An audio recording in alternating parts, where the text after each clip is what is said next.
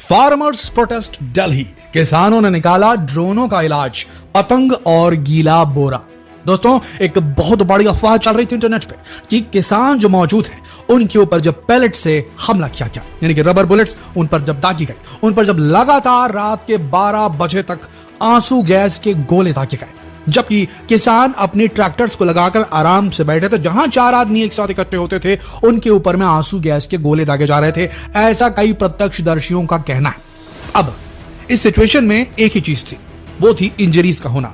और कुछ YouTube videos में कुछ रिपोर्टर्स ने जब प्रत्यक्षदर्शी और प्रोटेस्टर से जब बात की तो उसमें पता चला कि कई लोगों को चोटें आई, कई लोगों को बेहद संवेदनशील अंगों जैसे कि आंखों के आसपास रबर बुलेट्स के भी लगने की बात कही गई है। बताया ये जा रहा है कि 2021 के एक्सपायर हो चुके, 2022 के एक्सपायर हो चुके जो आंसू गैस के गोले हैं उन्हें छोड़ा जा रहा है। इस पर भी बात हुई।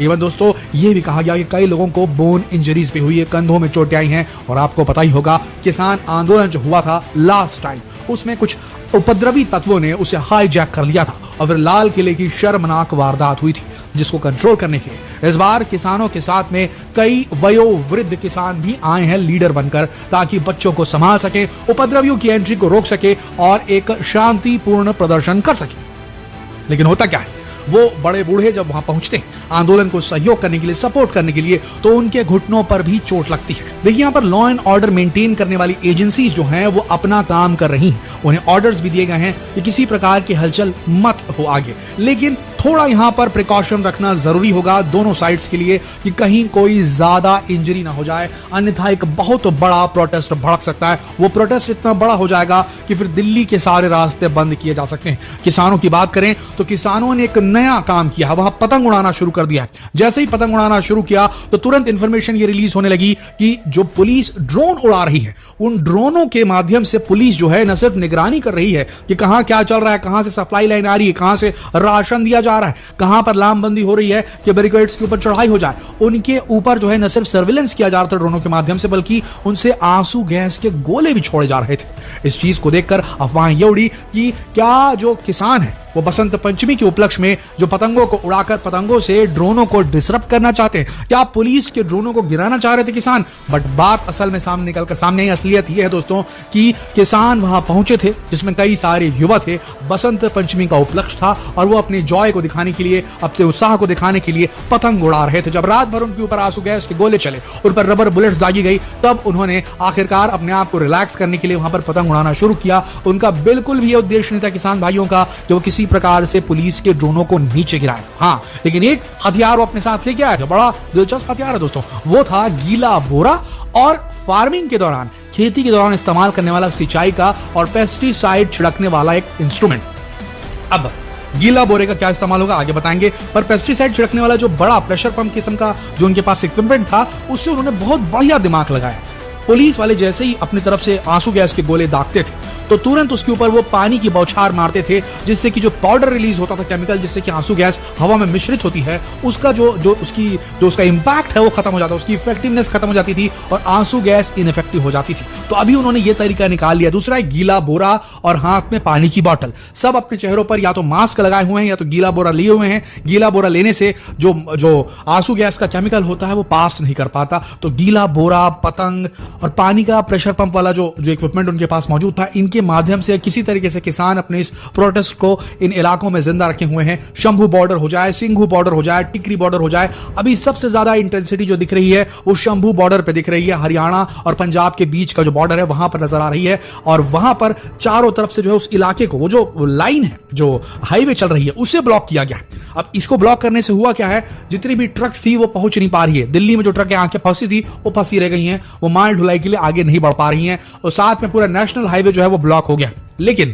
लेकिन यहां पर किसानों का यह कहना है कि क्या हम क्रिमिनल हैं, क्या हम कोई अपराधी जो हमारे साथ इस प्रकार का सलूक किया जा रहा है, हमारे ऊपर में एक्सपायरी डेट वाले गोले दागे जा रहे हैं, हम पर रात भर आंसू गैस छोड़ी गई, तो क्या यह सही है? हमें सिर्फ दिल्ली जाना है, अपना प्रोटेस्ट देना है शांतिपूर्ण, पर हमें आगे जाने नहीं दिया जा रहा। इवन हरियाणा के हाईकोर्ट ने बाकायदा खट्टर सरकार को यह कहा है कि आपने क्यों रास्ता ब्लॉक किया है और रास्ता ब्लॉक करने के पीछे का क्या उद्देश्य है। तो खट्टर सरकार ने यह कहा कि भाई पिछले बार जो उपद्रव हुआ था उसके वजह को ध्यान रखते हुए हम इस बार बिल्कुल इस प्रकार का उत्पात नहीं होने देना चाहते। थी, इसीलिए हमने रोका है, लेकिन हाईकोर्ट ने फिर भी फटकार लगाई है। ये इंफॉर्मेशन निकलकर सामने आ रही है। अब देखना यह होगा कि फार्मर्स प्रोटेस्ट कितना आगे बढ़ सकता है। और ये फार्मर प्रोटेस्ट जिसको लेकर किसान संगठनों का यह कहना है कि हमारी मांगे एकदम लेजिटिमेट है, जबकि सरकार का कहना है कि पूरी मांगे जो इस बार किसान मांग रहे हैं वो अव्यवहारिक है। हम एक पर्टिकुलर रेट पे सामान खरीद सकते हैं, लेकिन सभी जितने भी किसान हैं उनकी उपज एक साथ खरीदना बेहद मुश्किल होगा। जितना जरूरत है उतना एमएसपी पे जो है अनाज खरीदा जा सकता है, पर जरूरत के बाहर का जो रहेगा वो तो मार्केट में उठाने की उसकी व्यवस्था करनी पड़ेगी, जिसमें समय लगेगा। सरकार उसमें डायरेक्टली इन्वॉल्व नहीं हो सकती है, ऐसा कहना है सरकार का, जबकि किसानों का कहना है कि सरकार चाहे तो बिल्कुल कर सकती है। देखना यह होगा कि किसकी बात मानी जाती है। पिछली बार तो सरकार को झुकना पड़ा था और 3 फार्मर्स जो बिल लाए गए थे उन्हें चेंज करना पड़ा था। क्या इस बार भी सरकार झुकेगी, या इस बार किसानों को यूं ही वापस लौट जाना पड़ेगा, या किसान बिना अपनी मांगों को पूरा कराए वापस लौटेंगे? क्या पिछली बार की तरह इस बार भी किसानों का एक बड़ा मोर्चा खुलेगा जो दिल्ली को चारों तरफ से घेर लेगा? क्या किसान स्ट्रेटेजिक रूप से सही समय का इंतजार करते हैं और उसके बाद ये रिवोल्ट करते हैं? सबको मालूम है कि अभी सन 2024 के लोकसभा चुनाव होने वाले हैं और इस चुनाव को, उनके रिजल्ट को प्रभावित करने के लिए क्या वाकई में आपको लगता है कि किसान अपने घरों से निकल कर आए हैं, या फिर किसान अपनी मांग लेकर आए? देखिए, एक चीज तो श्योर है, भारत में अगर किसी प्रोफेशन को बचाने की जरूरत है, किसी कला को बचा के रखने की जरूरत है, किसी तकनीक को बचा रखने की जरूरत है, तो वो है किसानी की कला, फार्मिंग की कला। आज की तारीख में देश में सबसे ज्यादा डिप्लीट होता, खत्म होता अगर कोई प्रोफेशन है तो वो है फार्मिंग का। कोई नहीं चाहता आज की तारीख में भरी दोपहरी में खेतों को जोतना, वहां पर बीज बोना, इंतजार करना और उसके बाद फसलों को काटना, उन्हें सेफ रखना, पानी बारिश से बचाना, पानी का मिलना और उसके बाद उन्हें बेचने जाना, और अंत में जब नोट गिने जाते हैं मेहनत की अपेक्षा में, तो दोस्तों वो रिजल्ट नहीं मिल पा रहा है जो दूसरे प्रोफेशन में मिल रहा है। इसके नतीजतन हो यह रहा है कि लोग अपनी खेती किसानी की जमीनों को बेचकर आगे बढ़ने लगे हैं, दूसरे बिजनेसेस में उतर रहे हैं, अपनी किसानी को छोड़ रहे हैं, इवन कई लोग मजदूरी में उतर जा रहे हैं। तो दोस्तों, अगर देखा जाए तो इस वक्त भारत के अंदर कृषि को अपना करियर बनाने वाले लोगों की संख्या बेहद कम है। यह बात जरूर है कि कई लोग अब ऑर्गेनिक खेती में उतर रहे हैं। कई पढ़े लिखे नौजवान जो हैं वो अब ये देख रहे हैं कि ऑर्गेनिक फील्ड में थोड़ी बढ़ोतरी है, थोड़ा वहां पैसा बन सकता है, तो ऑर्गेनिक फार्मिंग में उतर रहे हैं। लेकिन मेहनत आज की तारीख में लोग करना नहीं चाहते दोस्तों। सब मोबाइल फोन में स्वाप करना चाहते हैं, जमीन खोदकर वहां से अपने आप को अपने पसीने से सींचकर वहां पर अनाज उपजाने की कला धीरे धीरे खत्म होने लगी है। ऐसी स्थिति में क्या एक विलुप्त होते करियर को बचाने के लिए भारत सरकार को आगे नहीं आना चाहिए? क्या अगर व्यवहारिक ना भी हो तो कुछ इस प्रकार का कुशन नहीं प्रोवाइड करना चाहिए भारत सरकार को, जिससे हमारे देश के किसान प्रभावित ना हो, उनका घर चले और ये प्रोफेशन जो विलुप्त होता जा रहा है भारत के अंदर से, ये वापस बच जाए? याद रखिए दोस्तों, भारत कृषि प्रधान देश है, था नहीं है, और ऐसी स्थिति में लोग अगर कृषि से विमुख होने लगे तो इससे बुरी खबर भारत के लिए कुछ और नहीं हो सकती दोस्तों। इससे बुरा संदेश भारत के नौजवानों के अंदर जा ही नहीं सकता।